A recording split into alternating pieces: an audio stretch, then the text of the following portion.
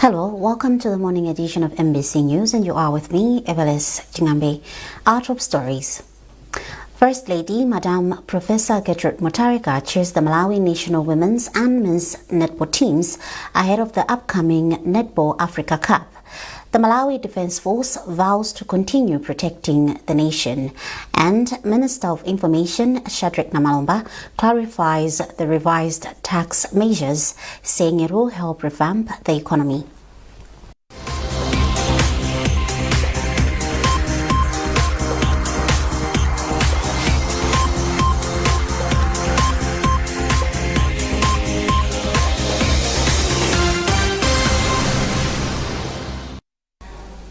Thank you for joining us. Now the news in detail. The First Lady, Professor Gertrude Mutharika, has chaired the Malawi national women's and men's netball teams ahead of the Netball Africa Cup. She visited the squads at their training base, the Griffin Sayenda Sports Complex in Lilongwe, where she interacted with players and officials. Foster Maulidi with the details. The First Lady says she has all the hopes that the teams will conquer and the trophy will remain home as the host. And it was a moment of jubilation after the First Lady announced that the State President, Professor Arthur Peter Mutharika, has made a 5 million kwacha donation to the two teams to help them with their preparations ahead of the crucial continental showpiece.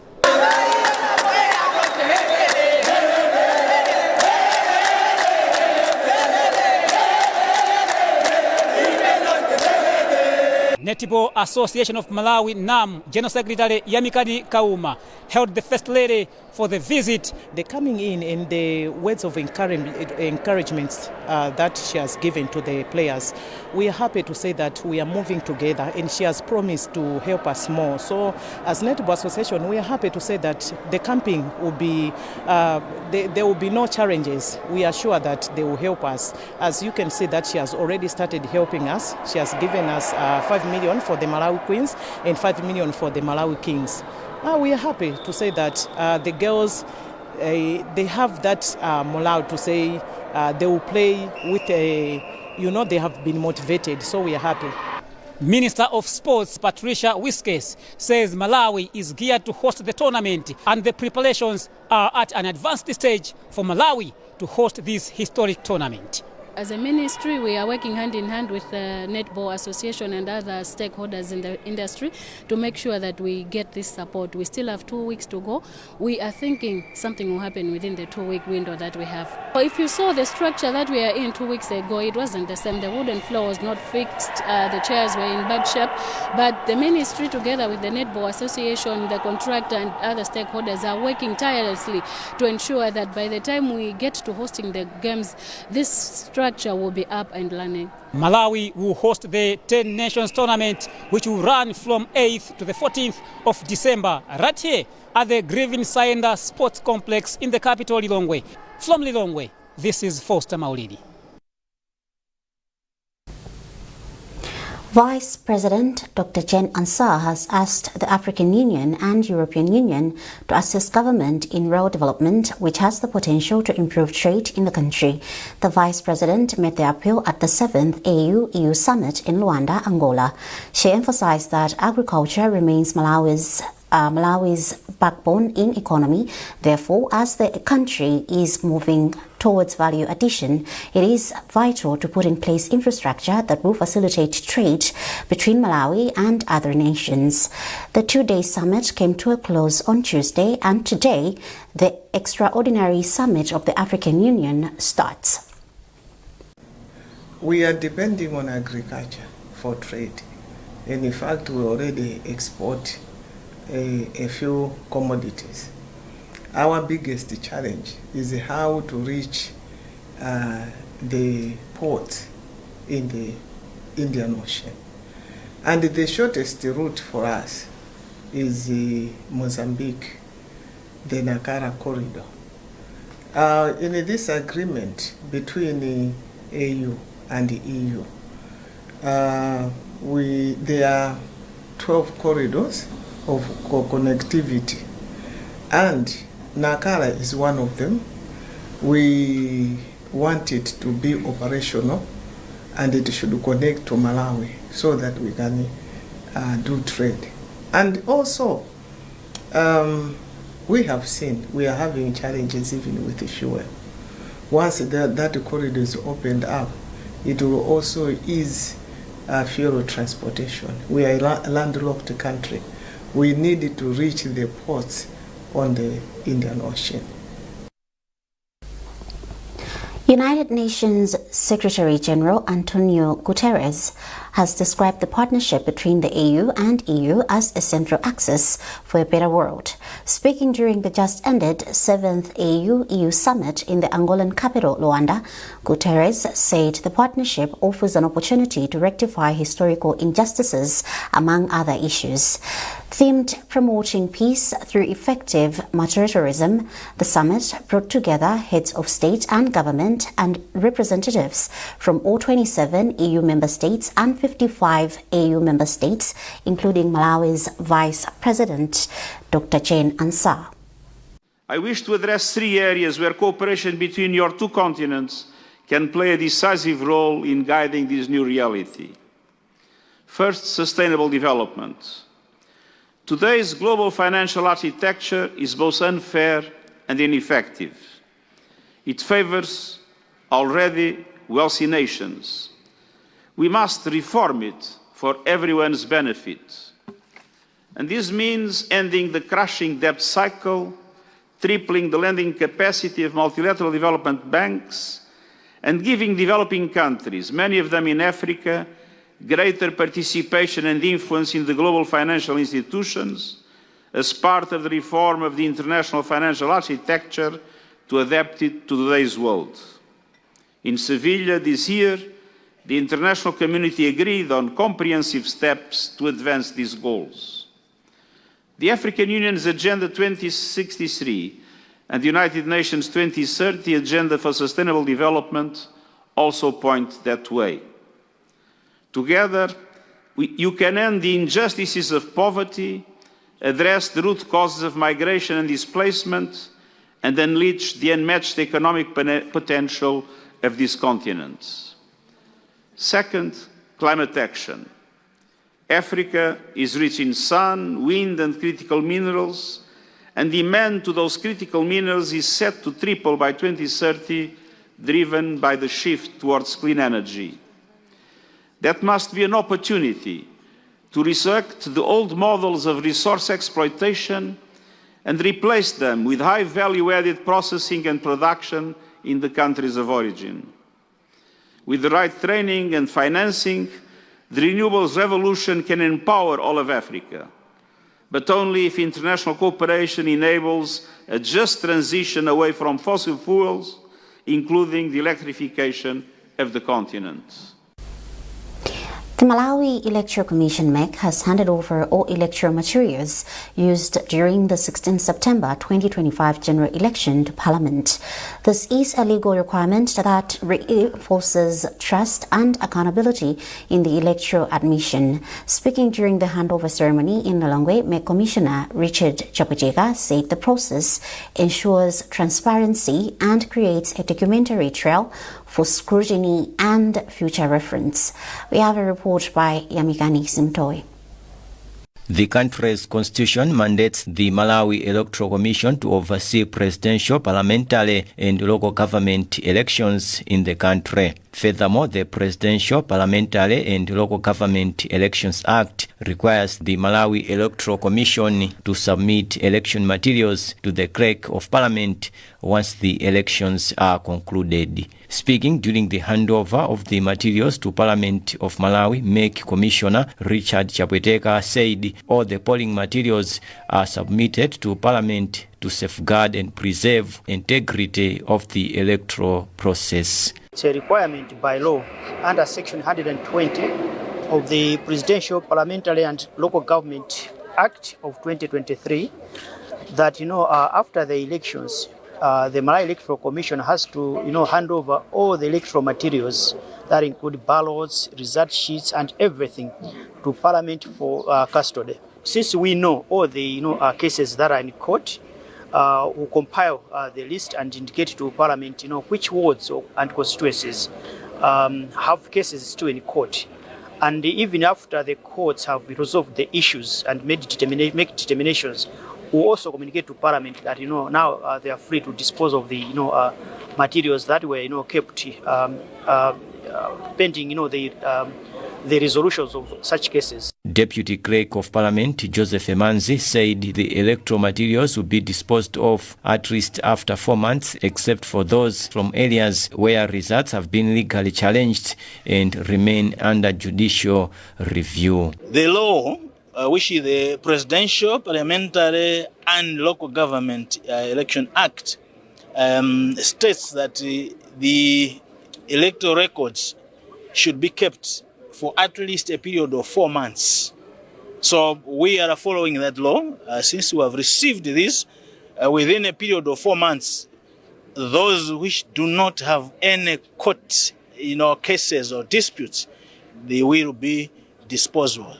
And as we normally do, we also invite all the relevant stakeholders, like the way we have done today, to witness the disposing of those electoral records when time comes. The polling materials include used and unused ballot papers, void votes, sealed ballot boxes, result forms, and complaint logbooks. The handover ceremony took place at Meg Warehouse in Lilongwe. Yamigan Simtowe, MPC. The Malawi Defence Force MDF has reiterated its stand of being loyal and responsible for the protection of the citizens in the country. Commanding Officer of the 2nd Battalion of the Malawi Rifles, Lieutenant Colonel Jimmy Njewa, made the remarks after a Freedom of the City march in Lilongwe. Catherine Banda reports. The parade started at the Lilongwe Town Hall through Shilima Highway, Parliament roundabout to the civic offices in the city, with MDF soldiers dressed in their colorful uniforms, marching with songs. Lieutenant Jimmy Njewa, commanding officer to Malawi Rifles, said the event represents a shared purpose, bond, respect, trust and loyalty between the MDF and the council and citizens. He says this also serves as a reminder to the MDF soldiers of their values and responsibilities in protecting the citizens and pledged to remain resilient and collaborate effectively with citizens for the betterment of the nation. It is a reaffirmation of us being part of the city of Lilongwe. So our march today signifies that, cementing our relationship and reassuring the public, as I said, that we are here as our brothers and sisters in every time, like in sad times, togetherness, during disasters, and even the time of celebrations. Lilongwe City Council Mayor, Councillor Peter Banda, praised the partnership between the council and the MDF, saying it benefits them a lot. He further stressed the need for continued teamwork to maintain peace. It is very important to come together with the MDF. This shows that we are united and we are well protected by the MDF. And this shows that even the president will be happy. This shows that the president will be happy because of this joint. The Freedom of the City March is a military tradition where the military divisions are given permission to march through the city with full military honors, and for 3 consecutive years now, the Lilongwe City Council has been hosting these events. Catherine Banda, MBC News, Lilongwe. You're watching MBC News and you are with me, Evelis Jingambe. A reminder of the top stories. First Lady, Madam Professor Gertrude Mutharika, cheers the Malawi national women's and men's netball teams ahead of the upcoming Netball Africa Cup. The Malawi Defence Force vows to continue protecting the nation. And Minister of Information Shadrack Namalomba clarifies the revised tax measures, saying it will help revamp the economy.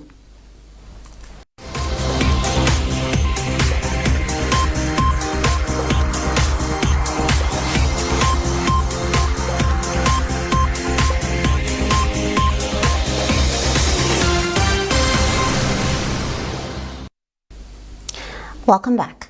The High Court in Blantyre has adjourned to a later date a matter between Kalibu Academy Schools and Kachanga Mosque in Chileka. Justice Mike Tembo has granted the adjournment and the next hearing will be in 6 days. Kalibu Academy had sought an injunction against Kachanga Mosque, restraining it from performing the routine call to prayer, arguing it is a source of noise pollution. Counsel for the claimant, Audrey Tolani, says they want to add another party to the proceedings. And counsel for the defendant, Maurice Matolambaya, says they are yet to respond to the application for an injunction.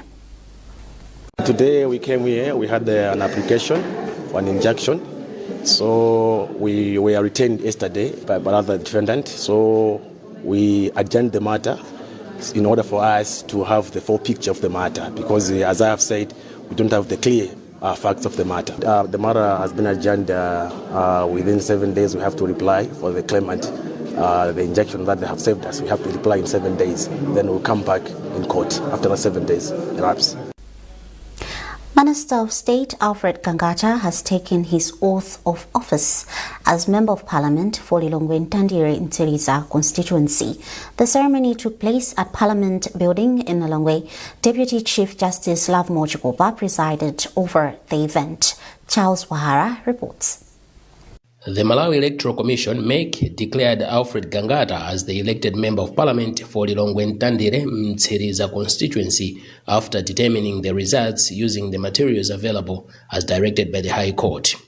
This follows a High Court ruling delivered on November 10, which instructed MEC to establish the winner using polling records already in its custody. In an interview with MBC, Gangata said he was short of words and thanked God for the victory. Today I can't talk much, but I think I'll speak in the future. Gangata's swearing in brings the total number of members of parliament to 224. Gangata is also the vice president for the central region of the ruling Democratic Progressive Party, DPP.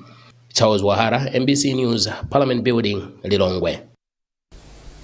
Still in Parliament, Minister of Information Shadrack Namalomba has clarified the revised tax measures, saying it is a way of restoring the economy and lessening the economic burden to vulnerable communities. Namalomba made the remarks in Parliament after it showed that some legislators did not clearly grasp the taxation issue. According to Namalomba, Malawians need to understand that the taxation strategy is for their own betterment. We have a report. Deliberations in Parliament on Tuesday morning opened with questions for oral replies from cabinet ministers. Members of Parliament used the session to seek updates on development projects in their constituencies.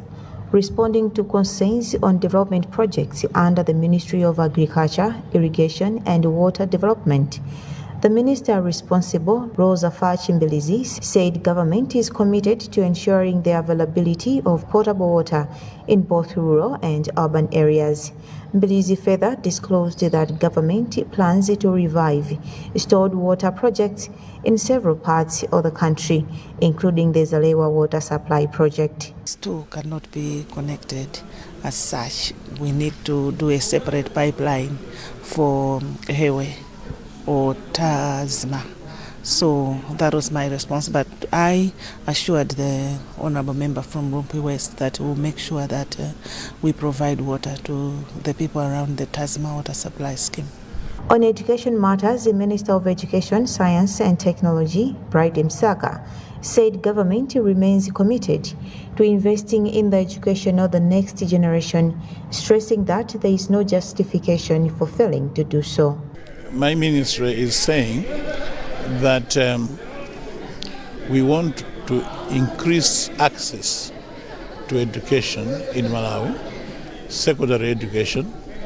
That is why we have made secondary school free. And like I said, I'll be issuing a ministerial statement detailed next week on how we are going to undertake this. And in doing so, one of the key activities in improving access is to ensure that we have adequate spaces for learning, and that is the construction of secondary schools. In 2019, we agreed with the American government to build 250 secondary schools in the country, one community-day secondary school in each constituency. Only 6 were constructed, and we feel that we could have done better there as a country to ensure that we take advantage of that funding to ensure that we have all the 250 secondary schools. But our job is not to look back, our job is to look forward and make sure that in all places in the country we have adequate secondary schools. Later in the afternoon, some members sought clarity on the revised tax measures, prompting Information Minister Shadrack Namalomba to provide this explanation. Taxes, particularly PAYE, has been revised. And the revision, what it means is that those that earn more, in fact, it is a tax. The revision is targeting those that are earning more, to contribute more to the budget. It is therefore not targeting those that earn less. In fact, I can just say, if you are getting one kwacha to 200,000, in the previous regime of my Congress Party, that person was paying more taxes. Under this regime, that person is paying less taxes. For example, you do get 170,000. Under the old regime, 170,000, you were paying 4,000 tax PAYE. You were going home with 166,000. Right now, under the new tax, the new government, the DPP government, that person earning 170,000 will not pay any taxes, will get home with 170,000. Now, when you do the mathematics, the computation, you will see that the equilibrium point, or the point that you will be indifferent, that you don't pay more taxes than what you were paying, it is at a salary level of 270,000. Parliament has since adjourned to Wednesday afternoon. Lonjeson Sodoka, NBC News, Lilongwe. Stakeholders in the early childhood development ECD sector in Zimba North have petitioned Mzuzu City Council to make a deliberate financial allocation towards ECD activities. According to Chairperson for District Child Protection Coordination Committee from Zimba North, Crispin Kamanga, the council must commit some funds towards building more ECD centers and remunerating caregivers, most of whom work on a voluntary basis. Tamvani has filed us this report. It is a fact that early childhood education lays a solid foundation for cognitive and academic development of any child. However, the ECD sector continues to face numerous challenges such as poor infrastructure, inadequate funding and lack of motivation for caregivers. Ultimately, the situation puts in jeopardy the future of children, especially those from low-income families who cannot afford private ECD education. The recent adjustment of CDF from 400 million kwacha to 5 billion kwacha has given stakeholders in the ECD sector some rays of hope over potential ECD funding from city councils. According to District Coordinator for the Child Protection Coordination Committee from Zimba North, Crispin Kamanga, the plight of children and caregivers can be eased if Mzuzu City Council can allocate a portion of the CDF towards ECD services. We are hoping that there will be a fraction of the 5 billion that will go directly to the development of ECD centers. The fraction of this money would go directly to equipping the caregivers in these development centers, because we understand that they are there, they are working, but they don't have the technical know-how on their work. The call has since been echoed by Memory Chisenga, a child rights activist, who has urged other councils in the country to consider ECDs in their CDF budgets. The ECD has been something that for a very long time has not really received prioritization in terms of areas of budget. So we can take advantage of the CDF, the funds that can also help us in the area of having more ECD centers in our communities. So there's nothing wrong, and we just commend this step, and we do hope that the council can actually take this into consideration, and also other councils can also be emulate this call and be able to do something about ECD. Currently, due to funding constraints, only 66 caregivers on government payroll per district. Some caregivers get a monthly honorarium of 20,000 kwacha, while a majority others work on voluntary basis. Tamvani, MBC News, Mzuzu. Stakeholders in the water, sanitation and hygiene wash sector have called for increased investment and innovation in promoting hygiene in the country. This comes as many Malawians lack access to modern toilets and other sanitation-related facilities. Water and Environmental Sanitation Network WASNET Vice Board Chairperson Chandwira Chisi met the call during the launch of the National Sanitation and Hygiene Week in Blantyre. The week runs from Monday 24th to this coming Friday. The statistics that is available is showing that in 1992 we had 28% in terms of access to these issues, but now we have improved. It's showing that as of last year, it's showing that the government is doing, or the country is doing much better. We are now at the 6% that we are improving from where we started, showing that the government as well as our partners were moving forward to ensure that we have adequate hygiene in our facilities. Like I said, at the moment we still have cases of open defecation in the country. Figures might vary, but we're talking of not less than 400,000 people who are still practicing open defecation. That's not really good enough. We still have cases in urban areas where people do not have access to proper sanitation facilities, probably because they're living in slums and all that. Again, those are big needs. Most of our cities have got larger populations in slums or unplanned areas than planned areas. From the last statistics I remember, Lero, 76% of the people are living in slums or unplanned areas. That's where we have got the biggest sanitation challenges. And then we're also looking at public places like schools, healthcare facilities, markets, bus depots. If you look at how we are faring in terms of sanitation, waste management, honestly, there's a lot left to be desired. And that's it from our newsroom this morning. A recap of our top stories before we leave. First Lady, Madam Professor Gertrude Mutharika, chairs the Malawi National Women's and Men's Netball teams ahead of the upcoming Netball Africa Cup. The Malawi Defence Force vows to continue protecting the nation. And Minister of Information, Shadrack Namalomba, clarifies the revised tax measures, saying it will help revamp the economy. For more updates, scan the QR code at the top right corner of your TV screen. You've been with me, Evelis Jungambe. Thanks for watching and good morning.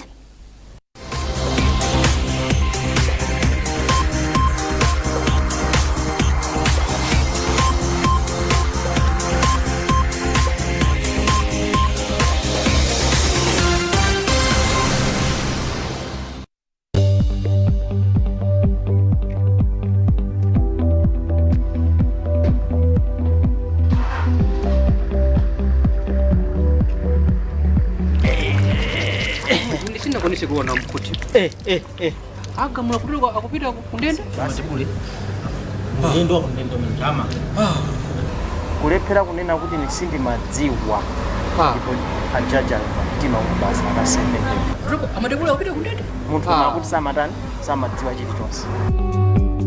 Inu musakhale ngati amatebule omangidwa chifukwa chakuti sakudziwa malamulo. Onerani programu ya malamulo akutinji lachinayi lililonse nthawi ya 1:30 masana komanso lachisanu lililonse nthawi ya 3 koloko masana kuti mudziwe ena mwa malamulo a dziko lino. Pajatu amati kusadziwa ndi kufa komwe.